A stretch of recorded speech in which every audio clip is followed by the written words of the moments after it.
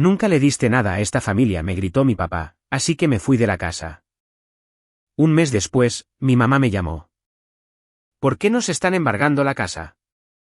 Yo le respondí. Porque ya nunca más le daré nada a esta familia.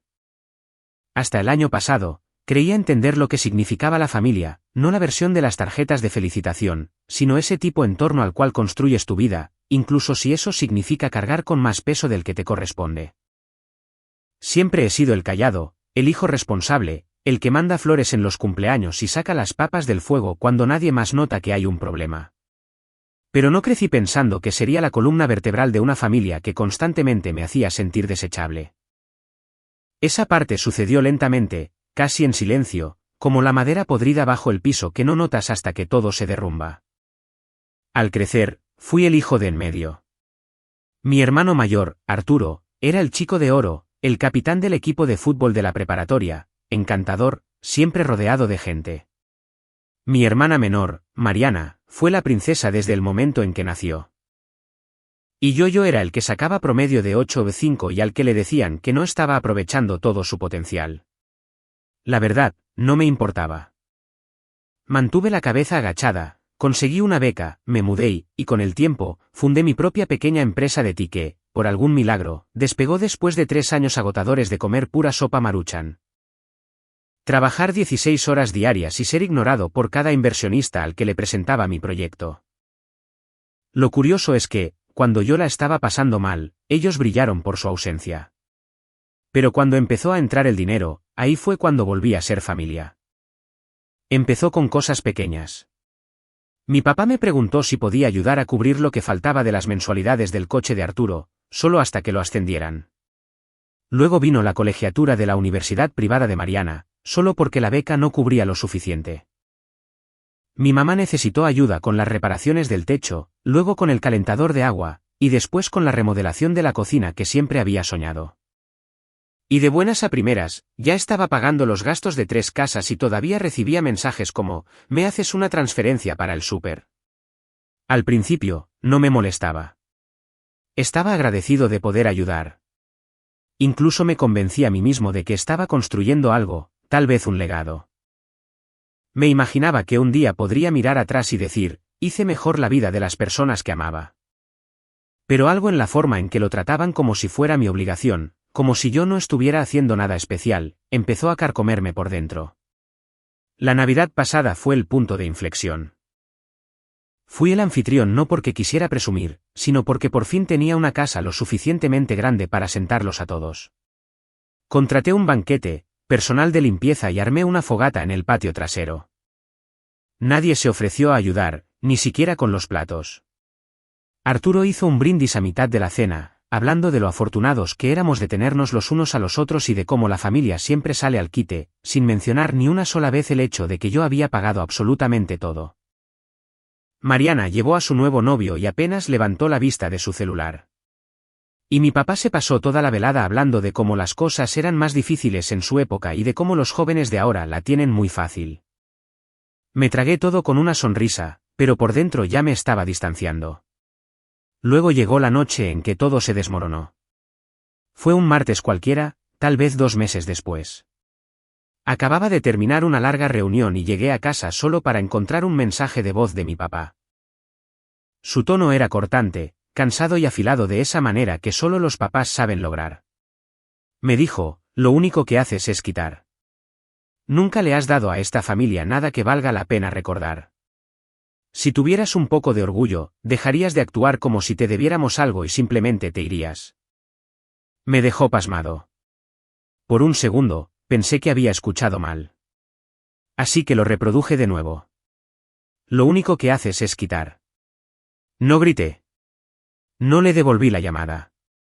Simplemente me quedé mirando el mensaje un rato, luego caminé hacia la ventana y observé las luces de la ciudad que solían encantarme. Algo dentro de mí cedió en silencio, como una vieja bisagra rompiéndose por el peso. Hice una maleta esa misma noche y me fui. Sin despedidas dramáticas. Sin anuncios. Incluso le avisé a mi asistente que pausara todos los pagos salientes vinculados a las cuentas de la familia. Simplemente un corte limpio y silencioso. Pasaron 3 días, luego una semana, silencio absoluto. Nadie llamó. Nadie envió mensajes. Tardaron casi un mes entero en darse cuenta. Mariana fue la primera. Me llamó tarde un viernes por la noche, con la voz temblorosa. Eduardo, oye, acabo de entrar al portal de la universidad y el pago de mi colegiatura no pasó este mes. ¿Pasó algo con la cuenta? Podía escuchar el pánico que intentaba disimular. Ese tono fingido y casual que usas cuando intentas no sonar desesperado. Le respondí con un solo mensaje, pensé que nunca le daba nada a esta familia. Sin seguimiento, sin explicaciones, solo eso. Ella no respondió. Pero en menos de una hora, tenía 4 llamadas perdidas de mi mamá, 2 de Arturo y una de un número que no reconocía. El mensaje de voz de mi papá. Resultaba gracioso de una manera retorcida. Eduardo, tenemos que hablar. Sea lo que sea esta escenita tuya, no tiene gracia. El futuro de tu hermana está en juego. Ninguna disculpa, solo exigencias. Solo ese mismo tono de siempre que decía, nos debes. Ese fin de semana, volé a Monterrey. Nunca había ido, pero necesitaba un lugar lo suficientemente lejos para sentir que había escapado de su órbita. Me quedé en un pequeño Airbnb con vista a las montañas, y dormí mejor que en años. Y por primera vez en mucho tiempo, no revisé mi correo electrónico. No abrí ningún mensaje. Dejé que el mundo girara sin mí. Y allá en casa, ahí fue donde todo empezó a desmoronarse. La Universidad de Mariana envió un aviso de baja pendiente por falta de pago. El coche de Arturo, aún sin pagar, fue embargado. El pago de la hipoteca de mis papás fue rechazado por el banco. Y así de simple, los cimientos que construyeron sobre mi silencio se resquebrajaron por completo. Empezaron a contactar a la familia extendida contando su versión de los hechos, diciendo que yo les había cortado la ayuda de la nada y abandonado mis responsabilidades.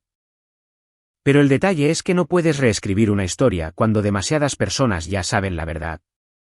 Y algunos de mis primos lo sabían. Habían visto el patrón durante años. Recibí un mensaje de una de ellas, Elena, la sobrina de mi mamá. Me dijo, siempre he admirado lo paciente que eres, pero me alegra que por fin dejaras de ser su salvavidas. Ese mensaje me pegó más fuerte de lo que esperaba, porque la verdad es que yo no quería venganza. Quería paz. Pero una vez que les quitas aquello con lo que solían controlarte, una vez que se dan cuenta de que te necesitan más de lo que tú alguna vez los necesitaste a ellos, ahí es cuando comienza el verdadero colapso. Pasé una semana en Monterrey haciendo prácticamente nada. Caminaba a una pequeña cafetería cerca del Airbnb todas las mañanas, escribía un poco en mi diario y luego vagaba por el centro solo para recordarme a mí mismo cómo se sentía el silencio ininterrumpido. Sin el teléfono vibrando, sin obligaciones, sin nadie preguntando, ¿puedes hacerme solo un favorcito más? Al principio fue extraño lo ajena que se sentía esa calma.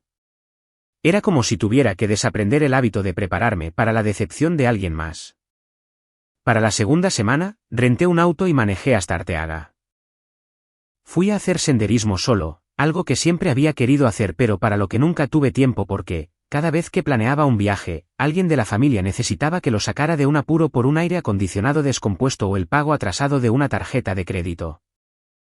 Una vez, Mariana me llamó desde un resort en Cancún diciendo que había perdido su cartera y necesitaba que le transfiriera dinero de emergencia. Ese recuerdo vino a mi mente mientras estaba de pie al borde de un sendero en un acantilado, con el viento cortando a través de mi chamarra. Todo el valle se extendía debajo de mí. Me reí a carcajadas, reí de verdad. Mi risa hizo eco en las rocas. Pasaron 3 semanas completas antes de que mi mamá rompiera el silencio con algo más que mensajes de voz pasivo-agresivos. Me envió un correo electrónico. El asunto decía, necesitamos que vuelvas a casa. Sin saludo inicial, solo un largo bloque de texto que comenzaba con un, no sé qué bicho te picó y terminaba convirtiéndose en un, tu padre está furioso. Luego, hemos hecho mucho por ti. Y cerraba con, la familia no abandona a la familia. Me quedé mirándolo durante un buen rato. La familia no abandona a la familia. Excepto que ellos sí lo hicieron. Cada vez que me hacían sentir como una tarjeta de débito con pulso. Cada cumpleaños que olvidaron. cada vez que tomaron dinero de mí sin un gracias. Cada día festivo en el que me sentaba en un segundo plano mientras Arturo daba sus discursos y Mariana era bañada en regalos. A eso no lo llamaban abandono. Lo llamaban tradición. No respondí. En su lugar, le reenvié el correo a mi abogado, Daniel, quien me había ayudado a establecer un fideicomiso hace años. Le dije que iniciara el proceso para transferir los pagos educativos restantes a un programa de becas para estudiantes universitarios de primera generación. Los que de verdad necesitaban ayuda. Los que no se reirían a mis espaldas mientras vaciaban mi cuenta bancaria. También le pedí que investigara quién aparecía en las escrituras de la casa de descanso. Esa que mis papás usaban cada verano, pagada en su totalidad por mí bajo la falsa promesa de que sería una inversión familiar compartida. Resultó que mi nombre seguía en los papeles. Así que tomé una decisión ese domingo por la mañana. Reservé un vuelo de regreso a casa, no para reconciliarme, no para sentirme culpable, sino para cobrar las cuentas. No le dije a nadie que iba en camino. Aterricé alrededor del mediodía, recogí un auto rentado y manejé directo a la casa. La misma casa que ayudé a remodelar cuando mi papá amenazó con venderla a menos que alguien pagara para arreglar los daños por humedad. Se veía igual, familiar y falsa, como un set de filmación construido para parecer un hogar. Al estacionarme en la entrada, vi la vieja camioneta de Arturo estacionada afuera.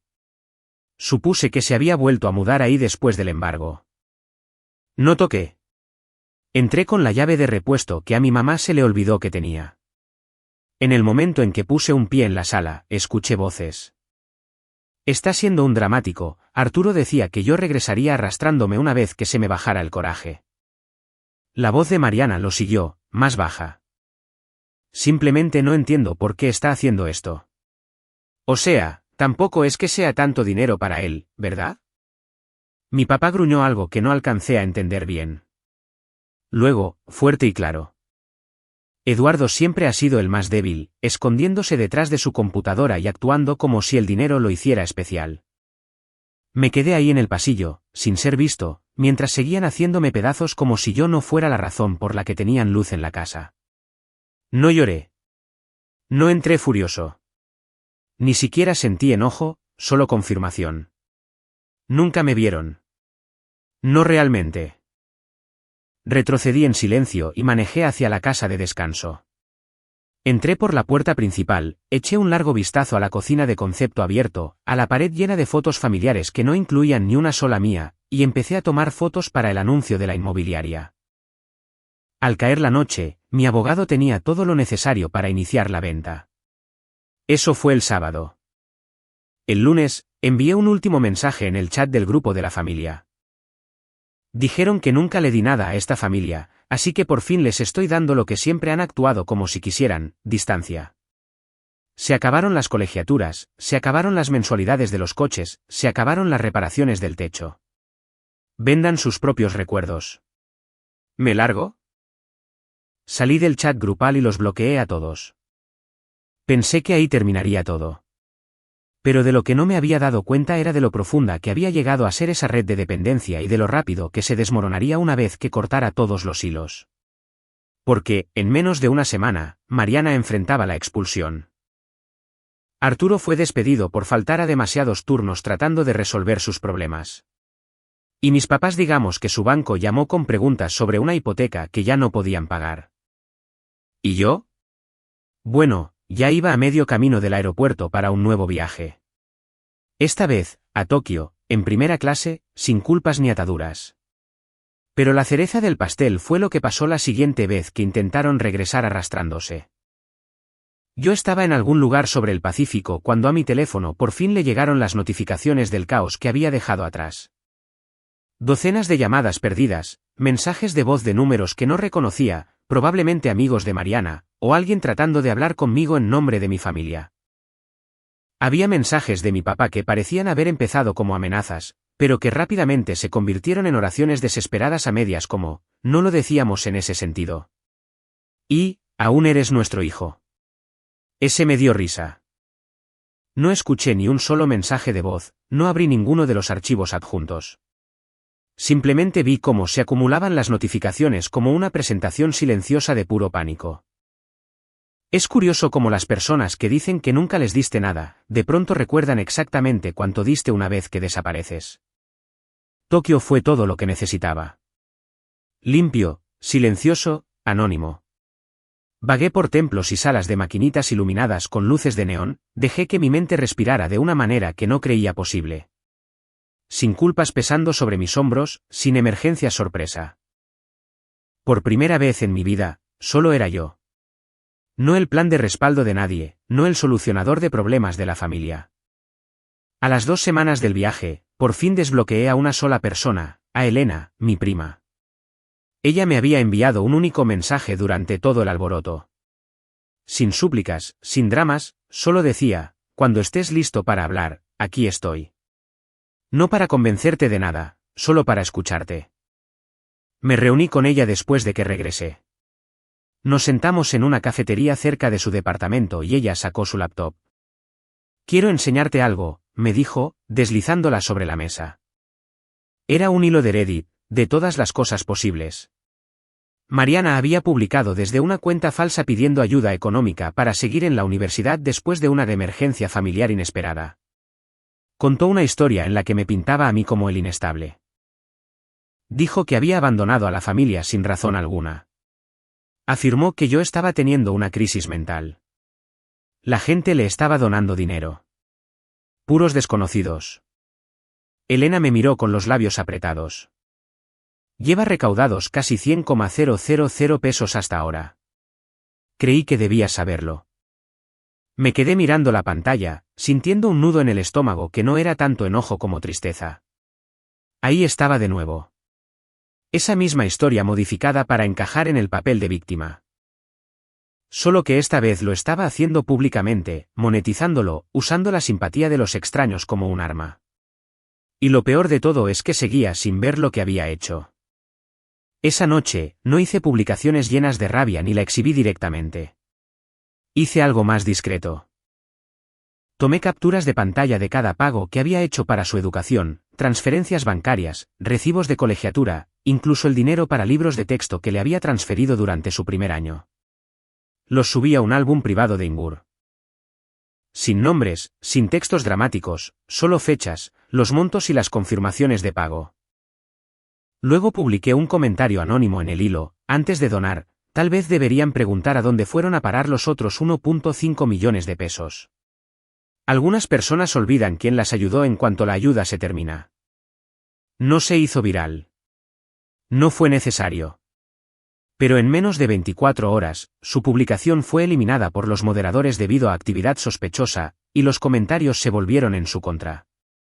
Esa fue la primera consecuencia real a la que cualquiera de ellos se enfrentaba. La segunda llegó una semana después, cuando recibí una carta certificada en mi oficina. Era de mi papá, no estaba escrita a mano, sino impresa como si fuera una notificación legal.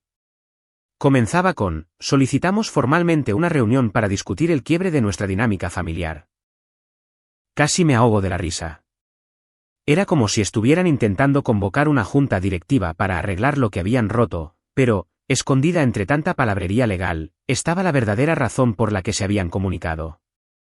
Querían una parte de las ganancias de la venta de la casa de descanso. Al parecer, creían que tenían capital emocional invertido en la propiedad. Le pasé la carta a Daniel sin decir una palabra. La leyó, sonrió con burla y dijo: ¿Quieres que les mande un recordatorio de que el capital emocional no es válido en la corte? Asentí.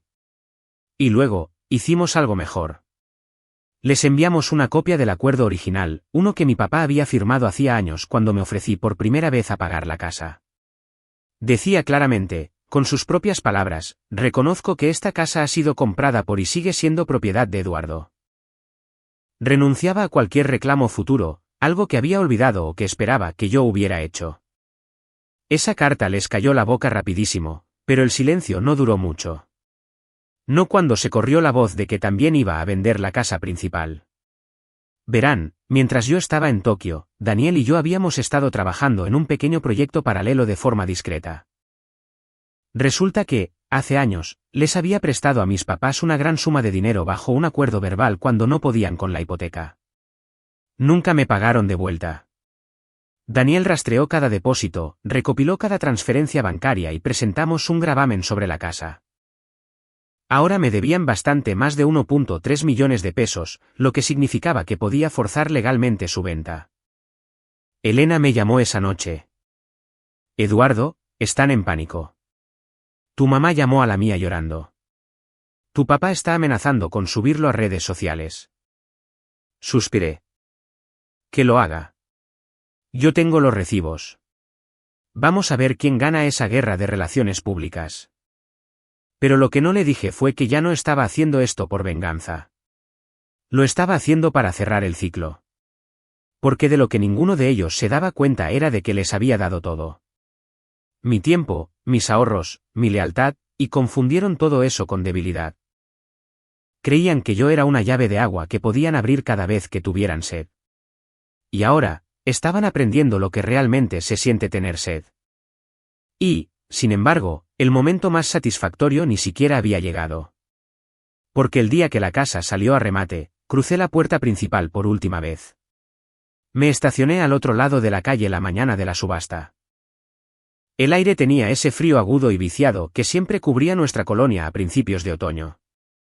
Me quedé sentado en el auto un minuto, solo observando.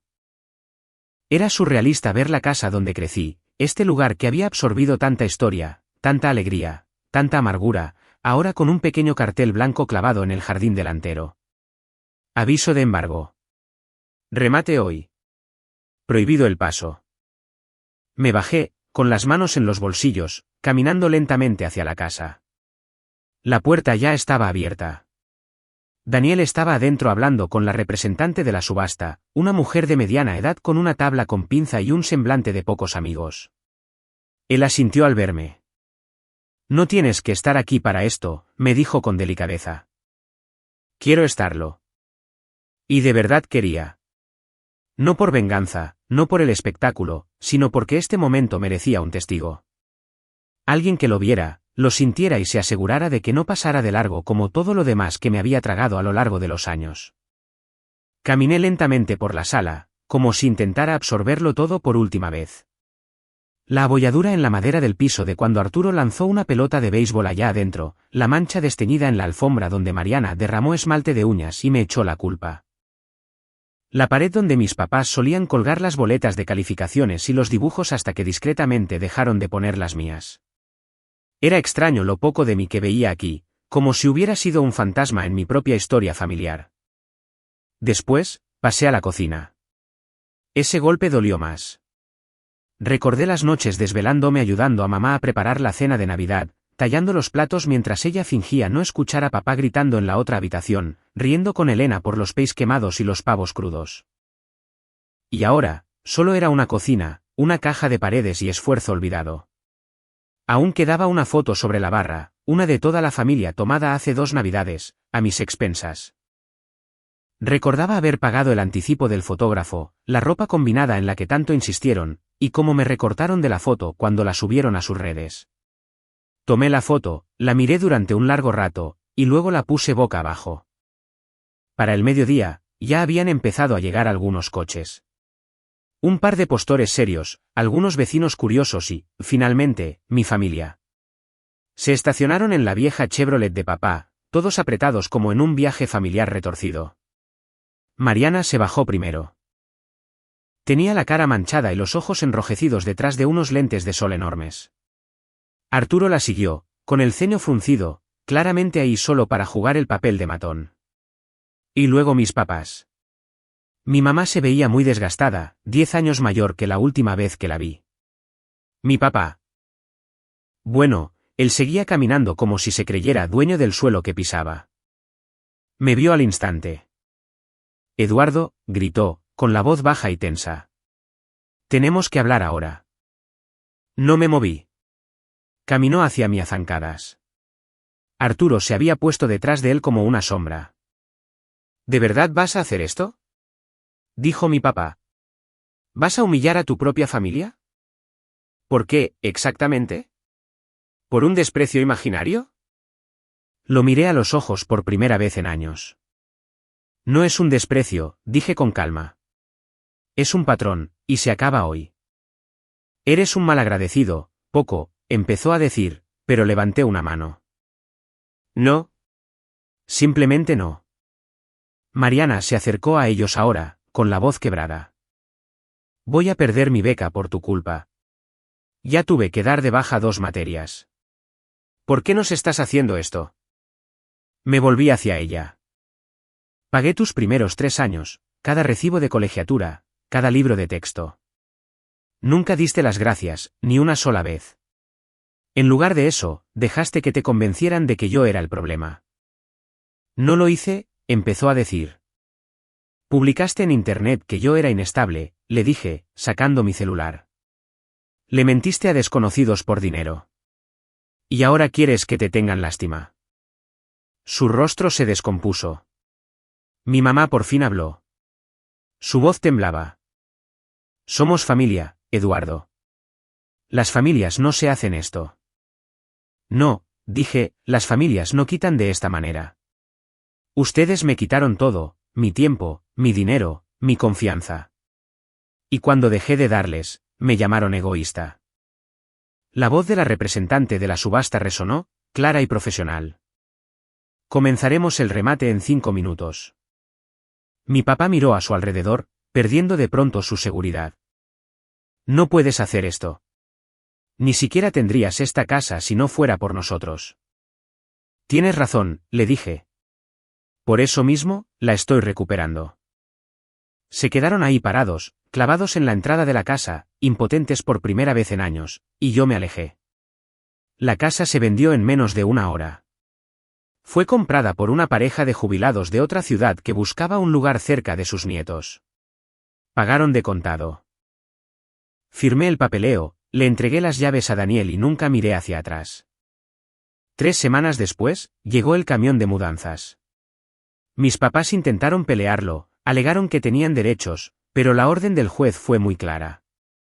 Tenían 30 días a partir de la fecha de la venta, sin excepciones.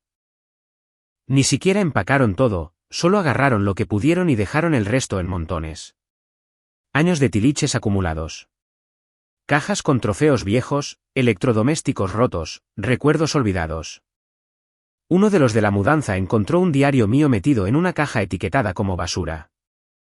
Era de la preparatoria. Lo hojeé. Cada página estaba llena de metas: entrar a la universidad, poner un negocio, comprar una casa, cuidar de mi familia. Es curioso cómo ninguno de esos sueños terminó como yo esperaba. Doné los muebles y tiré lo demás. Elena me ayudó a cerrar la liquidación de la propiedad. Fue la única que se mantuvo neutral en todo este asunto, y la única en quien confiaba. Cuando todo terminó, me dio un largo abrazo. ¿Hiciste lo correcto?, me susurró. Aunque todavía no se sienta así. Y tenía razón. No se sentía bien, no en el sentido tradicional.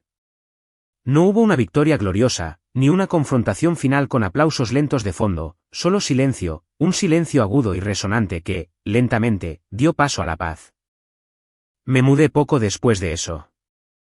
Compré un loft en una ciudad diferente.